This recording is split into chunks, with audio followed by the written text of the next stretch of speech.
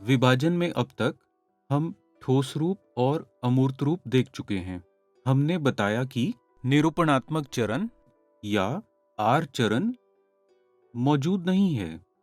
ऐसा इसीलिए है क्योंकि जब हम अधिक लोगों में वितरित करते हैं तो हम पूरे समूह को दर्शा नहीं सकते। मैं एक उदाहरण का उपयोग करूंगा।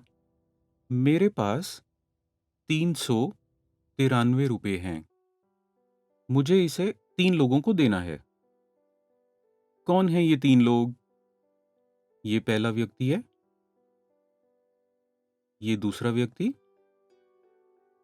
और ये तीसरा। 1, 2, 3।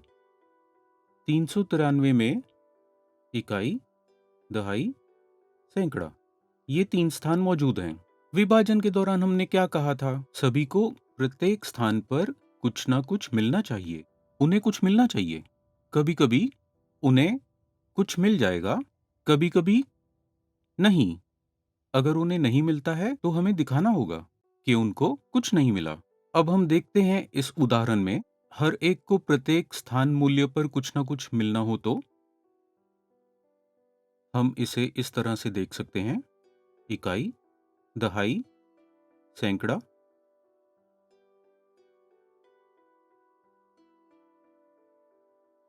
मेरे पास 100 के 3 नोट हैं।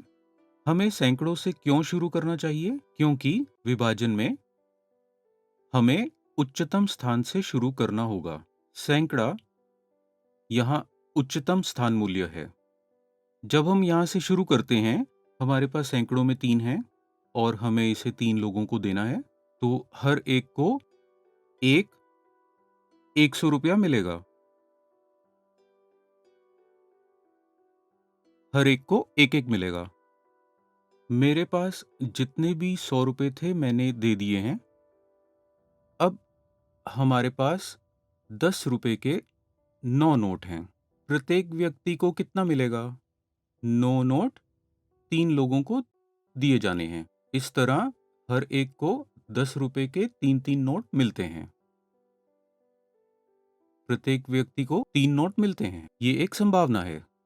दूसरे व्यक्ति को 10 रुपये के 3 नोट मिले, दूसरे व्यक्ति को भी 10 के 3 नोट मिले, तीसरे व्यक्ति को भी 10 के 3 नोट मिले। तो 3, 6, 9। मैंने सारे 10 रुपये के नोट खत्म कर दिए हैं। अब मेरे पास 1 रुपये के 3 नोट हैं। सभी को 1 रुपये का 1 नोट मिलता है। इसे हम निरूपणात्मक चरण द्वारा हल करते हैं। इसी तरह 3 लोगों के बजाय अगर हम इसे 13 लोगों में साझा करते हैं तो हमारे पास इस निरूपणात्मक चरण में 13 बार लिखने के लिए कोई जगह नहीं होगी, या हमें पृष्ठ पलटना होगा और देखना होगा कि वितरित कैसे किया जाए। इसलिए ठोस चरण में जब वितरित किए जाने वाले लोग बड़ी संख्या में होते हैं तो निरूपणात्मक चरण का विस्तार होता है और इसे भारी बनाता है और वर्ग पंक्ति नोटबुक में लिखना बोझिल बन जाता है। इसलिए हम निरूपणात्मक चरण से बचते हैं जितना मुमकिन हो सके। हम ठोस वस्तुओं से अमूर्त तक विभाजन करते हैं।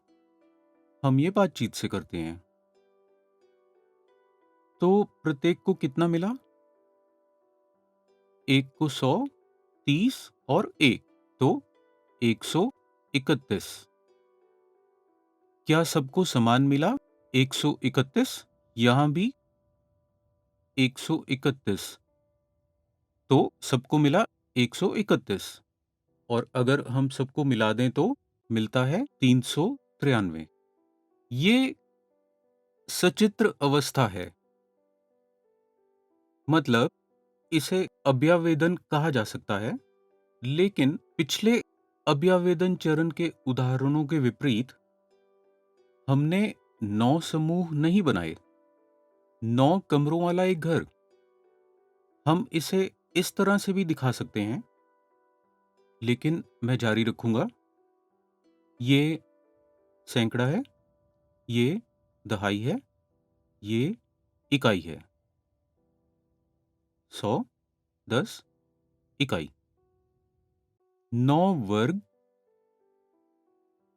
हर जगह पर।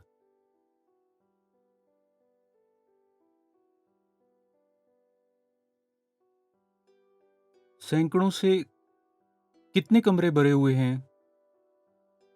सिर्फ एक, क्योंकि सिर्फ एक 100 है। दहाई में 3 वर्ग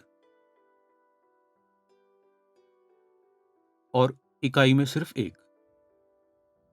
इसी तरह यहां पर 100, यहां पर 3 10 और यहां एक इकाई और यहां 131, 131, यहां भी और 131। तो हम सचित्र और अभ्यावेदन चरण का उपयोग करते हैं तो 393 को 3 लोगों में वितरण को दर्शाने के लिए, तो प्रत्येक को 131 मिलेंगे। ये स्पष्ट रूप से दिखता है जब हम वर्ग चिन्हित नोटबुक में दिखाते हैं।